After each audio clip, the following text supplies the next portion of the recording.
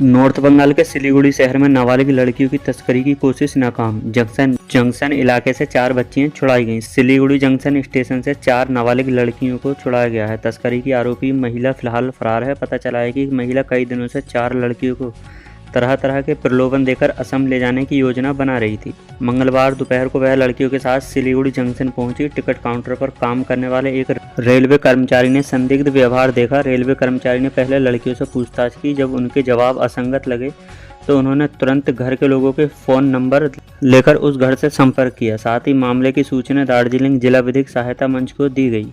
उनकी पहल पर सिलीगुड़ी पुलिस स्टेशन में एक लिखित शिकायत दर्ज कराई गई है। घटना के बाद सिलीगुड़ी मेट्रोपॉलिटन पुलिस के सिलीगुड़ी पुलिस स्टेशन ने जांच शुरू कर दी है। बच्चों की तस्करी करने वाली महिला की तलाश जारी है। इस घटना से शहर के स्कूल और कॉलेजों से सटे इलाकों में सुरक्षा व्यवस्था पर सवाल उठ रहे हैं।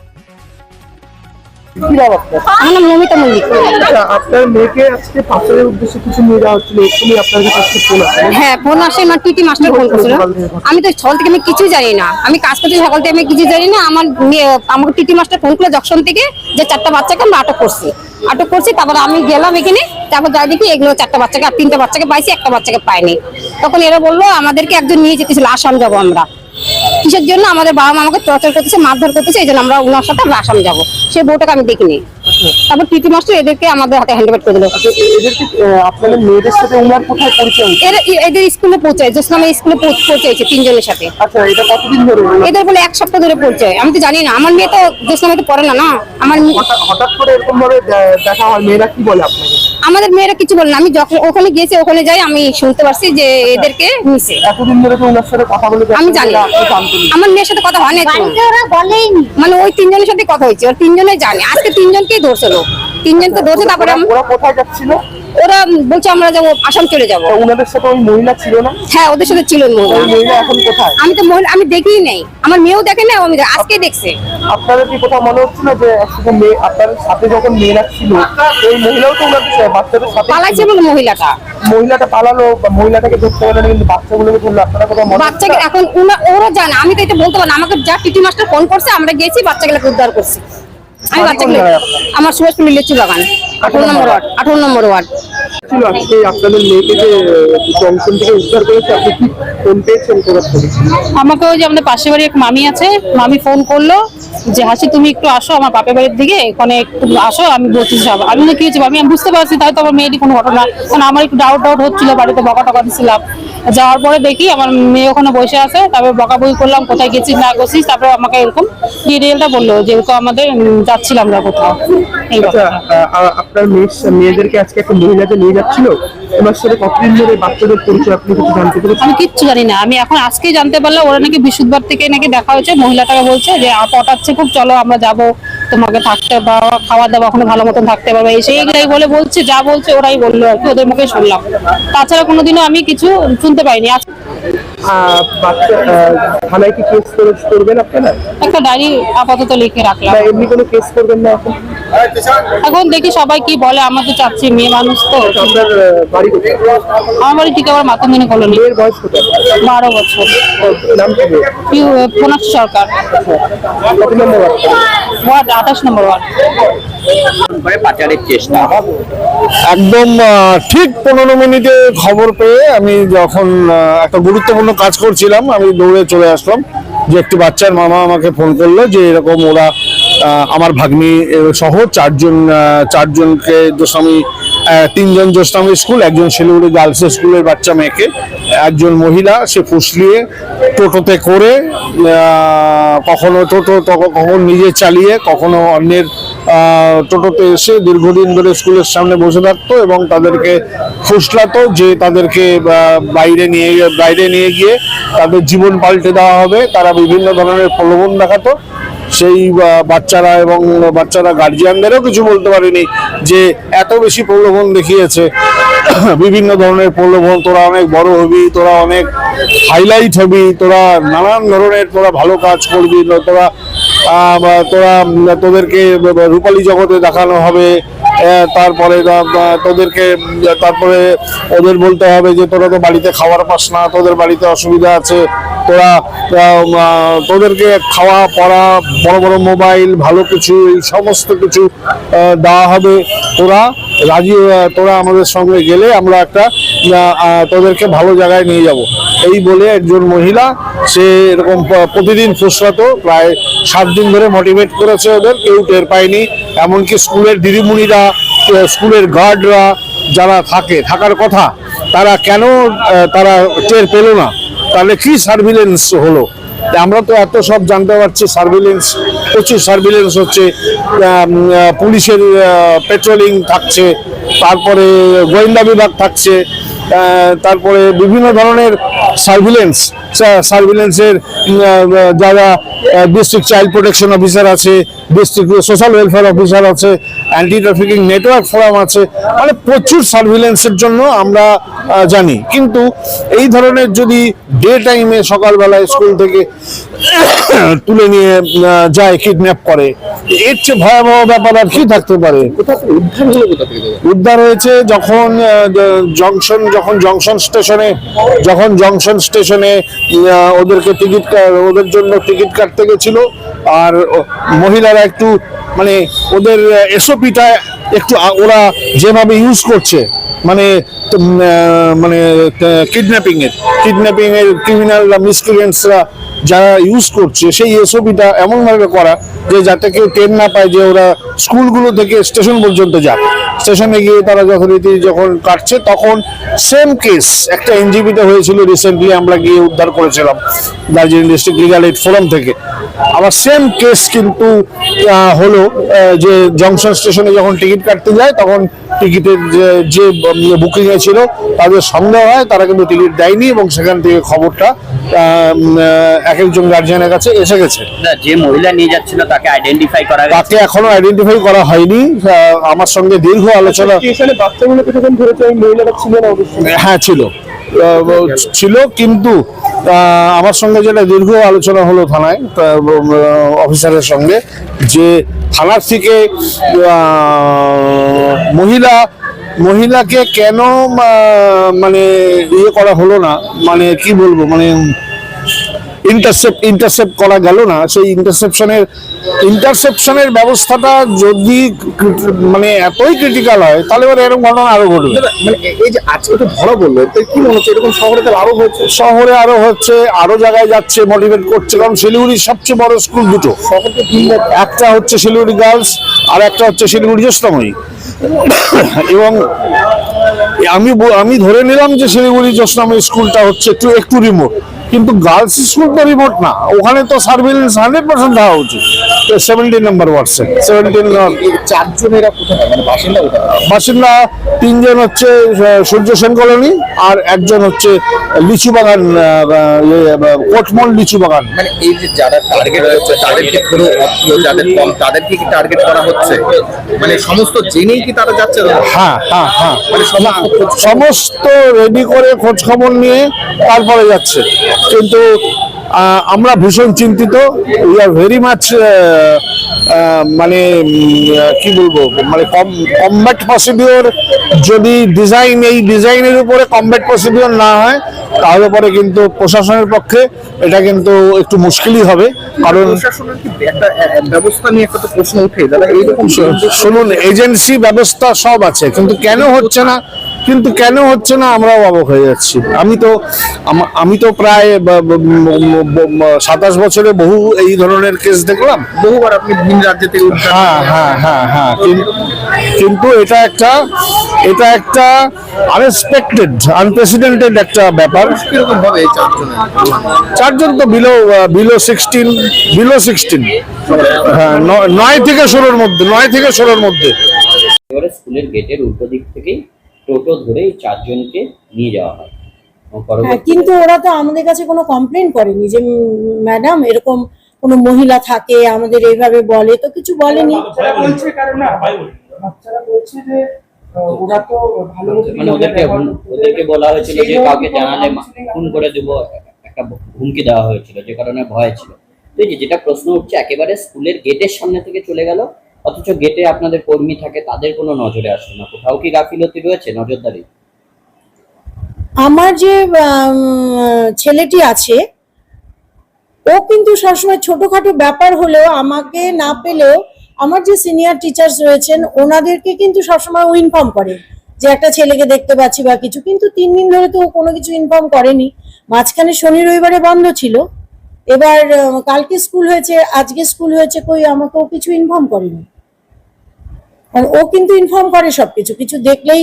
ও যেহেতু এই ছেলেটি একটুখানি ফিজিক্যালি হ্যান্ডিক্যাপ্ট, মানে ও একবার পড়ে গিয়ে ওরকম হয়েছে, তো সেই জন্য ও আগে থেকে আমাদের ইনফর্ম করে এরকম কোনো কিছু দেখলে। তো এরকম কোনো কিছু তো আমাদের কাছে ইনফর্ম করেনি। মানে আপনার স্কুলে 3 জন ছিল, তাদেরকে নিয়ে যাওয়া হচ্ছিল ভিন রাজ্যে, ভিন রাজ্যে নিয়ে যাওয়া হচ্ছিল। এরপর থেকে কি মানে কোথাও একটা আশঙ্কা বা আতঙ্ক রয়েছে যে যেহেতু এখানে তো প্রচুর মেয়েরাই পড়ে এবং বিভিন্ন শহরের বিভিন্ন না জায়গা থেকে তারা দেখুন, আসছে। ব্যাপার হলো এটা তো মানে আমরা এর আগেও এরকম যে ঘটনা হয়নি তা নয়, এর আগেও একটা দুটো মেয়েকে তো এরকম নিয়ে গেছে। কিন্তু যেমন ধরুন আমি একটা উদাহরণ বলছি, একটি মেয়ে, ও তখন ক্লাস 10-এ পড়তো, কত বছরে ধরুন ঘটনা, সেই মেয়েটিকে তো ওর বাবা হঠাৎ করে আমাকে সন্ধ্যা 7:30টার সময় আমাকে ফোন করলেন। আমি তখন বাড়ি পৌঁছেছি, তখন আমাকে বললেন যে এরকম আমার মেয়ে বাড়ি আসেনি। আমি বললাম আপনার মেয়ে স্কুলে এসেছিল কি? আজকে তো রেনি ডে ছিল, একদম অল্প বাচ্চা ছিল। তারপর সেই বললো যে স্কুল ড্রেস পরে বেরিয়েছিল, বলছিল স্কুলে যাবে। তারপরে আমি ক্লাস টিচারকে ফোন করলাম, এবং যেহেতু সেদিন 2-4টা করে মেয়ে ছিল, সেই জন্য কিন্তু সেদিন সেই বাচ্চাটা আসেনি, সঙ্গে সঙ্গে ধরা পড়লো। এবং পরবর্তীতে শুনেছি মেয়েটা অন্য আরেকজনের সাথে পালিয়ে গিয়ে তাকে 15 দিন পরে তার বাবা মানে থানার সহযোগিতায় তাকে বের করে নিয়ে আসছিল। এরকম ঘটনা তো ক্লাস করেছিল যারা না, আমরা রেজিস্টারে কিছু পেলাম না। স্কুলের সামনেও এসেছিল। আমি বলবো যে গার্জিয়ানদেরই বেশি অ্যালার্ট হওয়া দরকার। দেখুন আমাদের সময় আমাদের মাসি পিসি কাকিমা জেঠিমা সবাই বাড়িতে থাকতো, আর পাড়ার লোকেরাই কিন্তু নজরদারি করতো যে মেয়ে কোথায় যাচ্ছে। মেয়ে পাড়ার কোনো কাকু যদি আমাদের রাস্তায় কোথাও গল্প করতে দেখতো, সোজাসুজি বাড়িতে এসে রিপোর্ট হয়ে যেত। কিন্তু এখন কিন্তু মানে বাড়ির ছেলেমেয়েরা বাড়ির মা বাবারই কথা শোনে না। এবার মনে করুন আগের যুগে মারা যারা সার্ভিস করতো, বাকি মায়েরা কিন্তু বাচ্চা পালনেই বেশি ব্যস্ত থাকতো। আমি বলবো না যে এই যুগের ব্যাপারগুলো অতিরিক্ত হচ্ছে, এটাও আমি বলবো না, কিন্তু মায়েরা কি করছে এখন, মনে করুন কেউ বাসা বাড়িতে কাজ করছে, আমাদের মতন বেঙ্গলি মিডিয়াম স্কুলে 90%, 70%, 5% হলেও আমাদের কিন্তু কিছু গার্জিয়ান আছে যারা বাসা বাড়িতে কাজ করে, তাদের মেয়েদেরকে আমাদের স্কুলে দিয়ে যায়, বা সে এরকম মনে করুন অন্য স্কুলেও দিয়ে যায়। আবার তারা হয়তো কোনো ফ্যাক্টরিতে কিছু কাজ করে, হয়তো কাপড়ের দোকানে কাজ করে, তারা হয়তো 10টার সময় দোকান খুলবে, তারা 10টার সময় বাচ্চা নামিয়ে দিয়ে চলে যায়। এরপরে বাচ্চা কি করে সেটা তো ওনারা দেখেন না, কিন্তু আমাদের স্কুল আওয়ার্সটা শুরু হয় 10:30টার পরে। এবার এইটুকু জায়গা মানে 10:30টার পরে যখন ওরা ঢুকে যাচ্ছে, প্রেয়ার হয়ে যাচ্ছে, তারপর কিন্তু ওরা বেরোতে পারে না। কিন্তু তার আগে যদি ওরা রাস্তা থেকে কিছু হয়, সেটা তো গার্জিয়ানের দায়িত্ব পড়ে। এবার মাদেরকে একটু সচেতন হতে হবে যে অ্যাটলিস্ট এই ছোট বাচ্চাদের যাদের এখনো বুদ্ধি হয়নি, তাদের সামনে মানে ভবিষ্যৎ পড়ে আছে, তাদেরকে অ্যাটলিস্ট মাদের এই গাইডটা করা দরকার যে একবার নিয়ে আসবে এবং কাজ শেষে স্কুল শেষে তাকে নিয়ে যাবে। এই যে আজকের এই ঘটনার পর আপনারা কিভাবে সার্ভিলেন্স করাচ্ছে? আমাদের দেখুন, আমরা এর আগে আমাদের স্কুলে এমনি ক্যামেরা ভিতরে আছে, বাইরে তো নেই, গেটের কাছে বাইরে কোনো ক্যামেরা নেই। আমাদের গেটটাকে কভার করে, এইখান থেকে ক্যামেরা আছে যেটা আমাদের গেটটাকে কভার করে, কিন্তু বাইরে আমাদের কোনো ক্যামেরা হয়নি, সম্ভব হয়নি। তো এবার যে ওই যে আমাদের পাড়া আমাদের সমাধান হচ্ছে না চারিদিকে, তো সেখানে আমাদের যখন 27 নম্বর ওয়ার্ডের প্রোগ্রামটা হয়েছিল, তখন আমি আমাদের এখানকার যিনি প্রেসিডেন্ট এই স্কুলে, তিনি হলেন এই ওয়ার্ডের কাউন্সিলর প্রশান্ত চক্রবর্তী মহাশয়। তা উনি আমাকে মিটিং এ ডেকেছিলেন যে স্কুলের কিছু সমস্যা আছে নাকি, যেহেতু স্কুলটা 27 নম্বর ওয়ার্ডের 150 নম্বর পার্টে পড়ে, স্কুলে কোনো সমস্যাও যদি ওনারা সমাধান করতে পারে, তখন আমি এবং এই পার্টেরই একজন দুজন বলেছিল যে স্কুলের গেটের সামনে ক্যামেরা লাগানোর জন্য।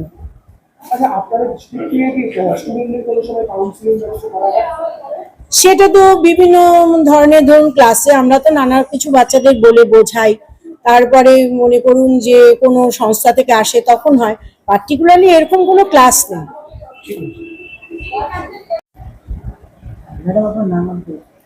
হ্যাঁ, আমি এই জ্যোৎস্নাময়ী গার্লস হাই স্কুলের TIC বনানী রয়। বলছিলাম আজকে সকালে স্কুল শুরু হওয়ার আগেই আপনাদের স্কুলের ঠিক 3 জন বালিকাকে স্কুল থেকে কোথাও নিয়ে যাওয়া হয়। পরবর্তীকালে তাকে জংশন থেকে উদ্ধার করা হয়।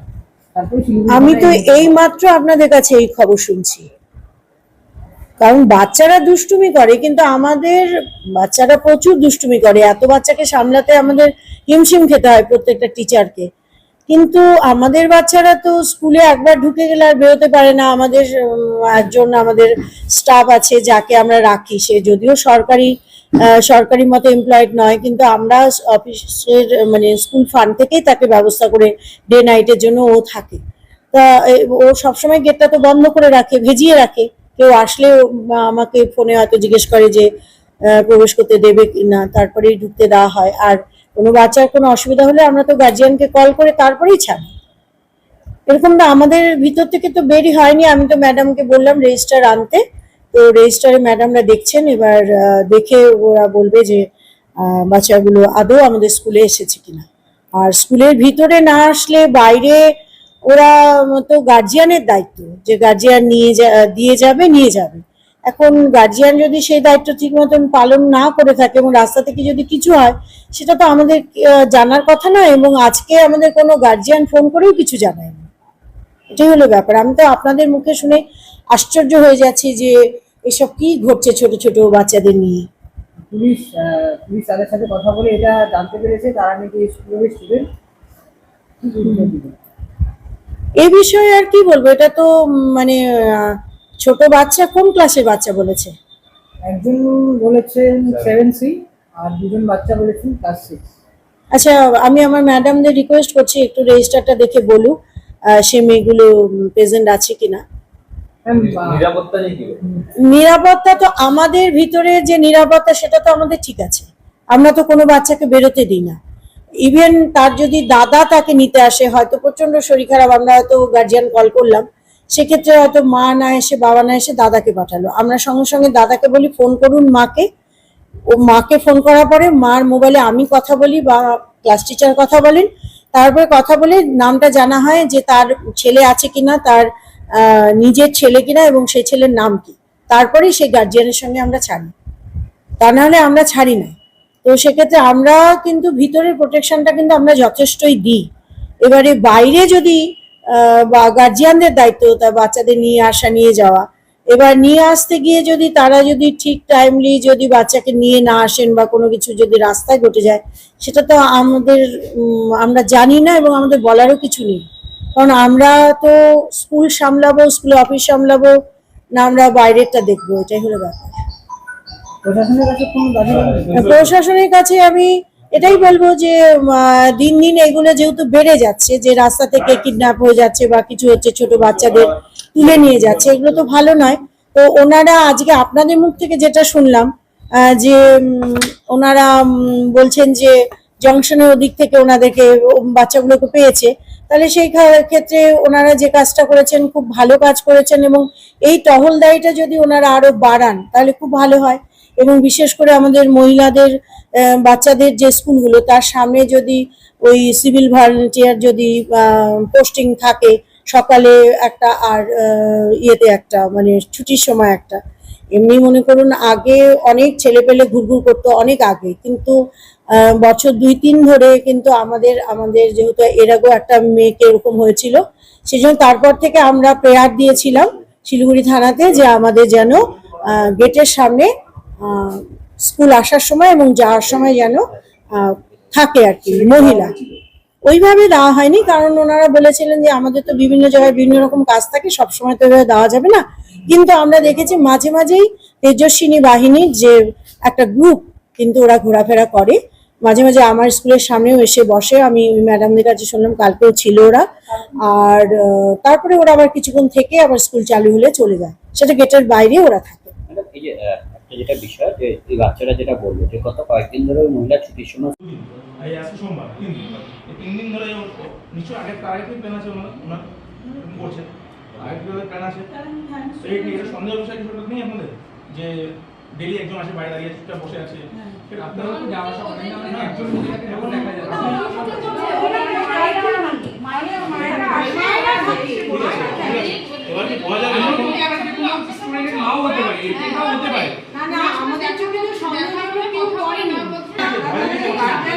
আছে ম্যাডাম বাচ্চাদেরকে ভয় দিতে বাচ্চাদেরকে ভয় দিতে রবিনকে বলো কি ঠিক আছে আমি গার্জেন না, এবার আমি গার্জেন ছিল আসতে পারি, এটা একটা অপশন। আমি গার্জেন ছিল আসতে পারি, এখন হয়তো তোমরা ভাবতেছো হয়তো ওর মা ওকে চিনছে বা ওর বাবার পেছনে গেল, তোমরা ভাবতেছো ওই মেয়েটারও তো হবে 1800-1900 বাচ্চা 2000-এর মধ্যে আছে। এবার 1800-1900 বাচ্চার মধ্যে মনে করো প্রতিদিন 5 to 80 আমাদের 600-700 উপরে থাকে।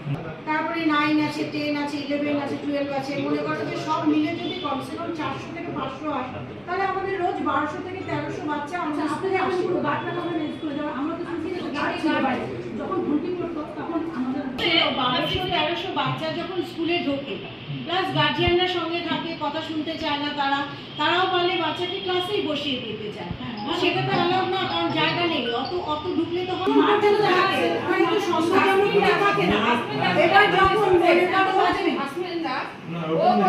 মনে করো দরজা বন্ধ